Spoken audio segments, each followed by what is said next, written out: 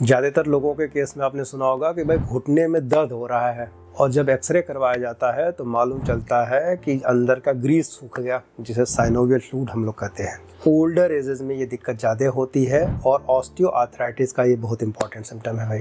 गठिया हो गया, घुटना जाम हो गया, अब चल नहीं पाएंगे। अब तैयारी हो रही है नी रिप्लेसमेंट की, जो कि नेचुरल नहीं होगा। तो करेंगे क्या? जिंदगी भर एक नेचुरल एक्टिविटी से आप जुदा हो गए, और जिंदगी भर आपके घुटने का एक्स्ट्रा ख्याल रखना पड़ेगा। आज के इस वीडियो में हम किसी दवा का नाम नहीं लेंगे, लेकिन हम उस तरीके के बारे में जरूर बात करेंगे जिससे आप अपने घुटने का एक्स्ट्रा ख्याल रख सकते हैं और आप अपने घुटने का इलाज खुद कर सकते हैं।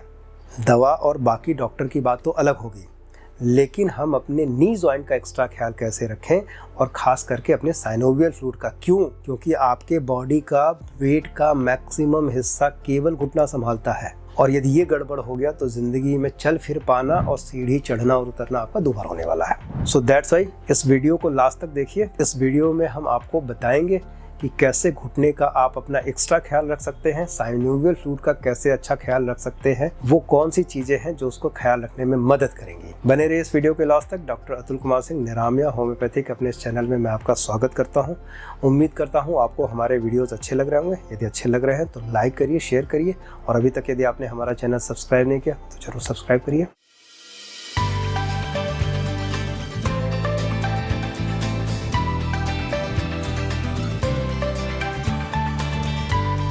पांच नेचुरल डाइट की हम बात करेंगे जो आपके घुटने के लिए सबसे जरूरी है, और जल्दी जल्दी इसके बारे में बात करेंगे। सबसे पहले फैटी एसिड, ओमेगा 3, 6, 9। यदि आप एडिक्वेट अमाउंट में फैटी एसिड का कंजम्पशन कर रहे हैं तो आप अपने घुटने के लिए बहुत अच्छा काम कर रहे हैं।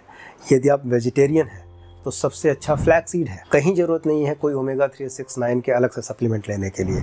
आप 1 चम्मच तीसी का पाउडर डेली मॉर्निंग में लेना शुरू कर दीजिए। आपके हार्ट का भी ख्याल रखेगा और आपके घुटने का भी एक्स्ट्रा ख्याल रखेगा। दूसरे नंबर पे एवोकाडो एंड सोयाबीन्स है।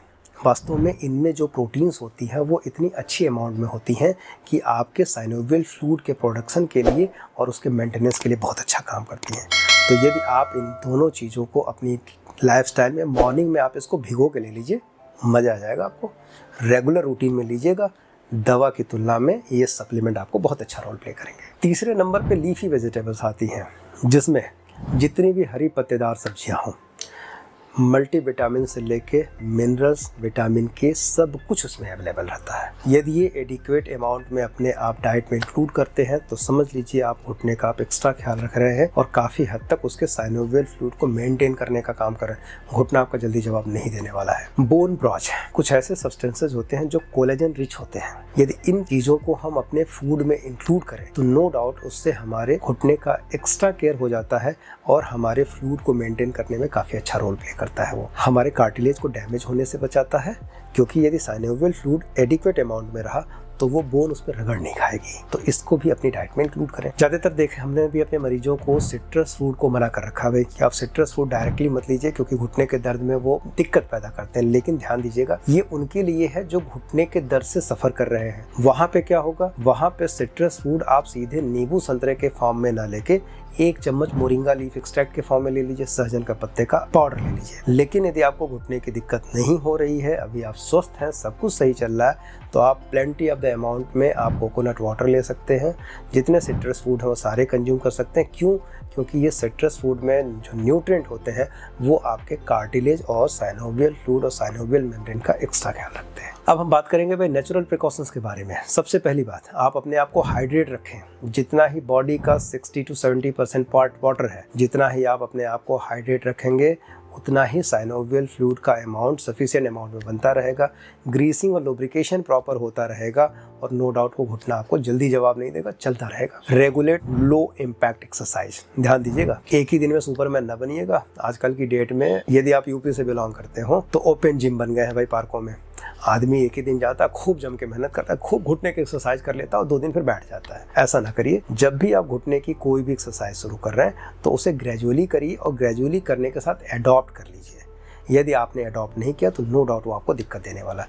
तो ग्रेजुअल ऑनसेट की एक्सरसाइज को, लो इम्पैक्ट की एक्सरसाइज को आप हमेशा घुटने के लिए अच्छा ख्याल रखने के लिए इस्तेमाल कर सकते हैं। आपके घुटने के ऊपर आपके बॉडी का पूरा वेट होता है। सो दैट्स वाई जितना ही आप वेट को मेंटेन करेंगे उतना ही आपके घुटने का आप एक्स्ट्रा ख्याल रख पाएंगे और इन दोनों दिक्कतों से बचे रहेंगे। किससे? साइनोवियल फ्लूइड के लीकेज से, खास करके कार्टिलेज के डैमेज से। होता क्या है, हमारा जो घुटना बना हुआ है वो हमारे 60 से 70 किलो के वेट को अडॉप्ट करने के लिए बना है। हम 80 से 90 किलो का वेट उसके ऊपर एक्स्ट्रा डाल लें तो जाहिर सी बात है यहाँ जो फ्लूइड है ये कंप्रेस होगी, और यदि बोन के कांटेक्ट में आएगी तो इरोड होगी, लीकेज के चांसेस बनेंगे, सूखने के चांसेस बनेंगे। सो दैट्स वाई वेट को अपने कंट्रोल रखिए, और ये सबसे अच्छा तरीका होता है घुटने का एक्स्ट्रा ख्याल रखने। ज़्यादातर देखिएगा जो ओबीज लोग होते हैं उनके घुटने सबसे पहले खराब होते हैं। सबसे जरूरी चीज़ एडिक्वेट रेस्ट एंड रिकवरी। यदि आप अपने रेस्ट का ज़्यादा ख्याल नहीं रखेंगे, आपका घुटना दर्द में है, लोकल इन्फ्लेमेशन, आप चलते रह रहे हैं। हमारे पास भी पेशेंट आते हैं, बोलते हैं सर घुटने में दर्द हो रहा है लेकिन ये काम बचा हुआ, सीढ़ियाँ चढ़नी है, नहीं करना है। आप परेशानी के समय में एक्स्ट्रा एफर्ट क्यों ले रहे हैं? नहीं लेना है। यदि आप लेते रहेंगे तो वियर एंड टीयर की प्रोसेस बनी रहेगी और घुटना कभी नहीं सही होगा। सो दैट्स वाई पहले एडिक्वेट जितनी जरूरत हो उतना करें आप। ऐसा नहीं कि आप बेड रेस्ट पे आ जाएंगे, जितनी जरूरत है उतना काम करेंगे, लेकिन जबरदस्ती सुपरमैन नहीं बनेंगे। ज़्यादातर ये काम औरतें करती हैं, दर्द है घुटने में लेकिन चलना नहीं है। सर काम है, मैं मानता हूँ इस बात को काम है, लेकिन पहले आप अपना तो ख्याल रखें। यदि घुटने का आप ख्याल रखती हैं तो नो डाउट घुटना आपका सपोर्ट करना शुरू कर देगा, आपको काम लायक बना देगा।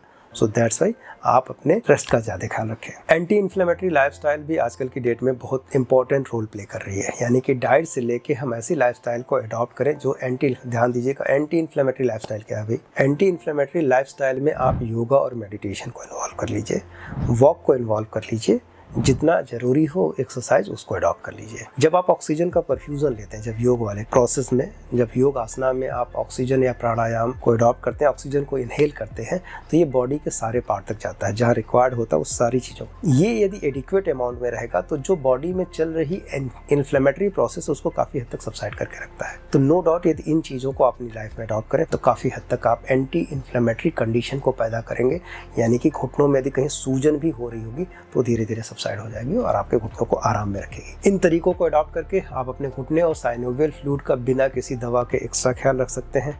यदि आपके घुटने में दर्द हो, चाहे आपके किसी जानने वाले के घुटने में कोई दिक्कत हो रही हो, तो इस वीडियो को जरूर शेयर करिएगा और बोलिएगा केवल देखना ही नहीं है, इसको जिंदगी में अडॉप्ट भी करना है। Thank you very much. Doctor Atul Kumar Singh, निरामय होम्योपैथी से।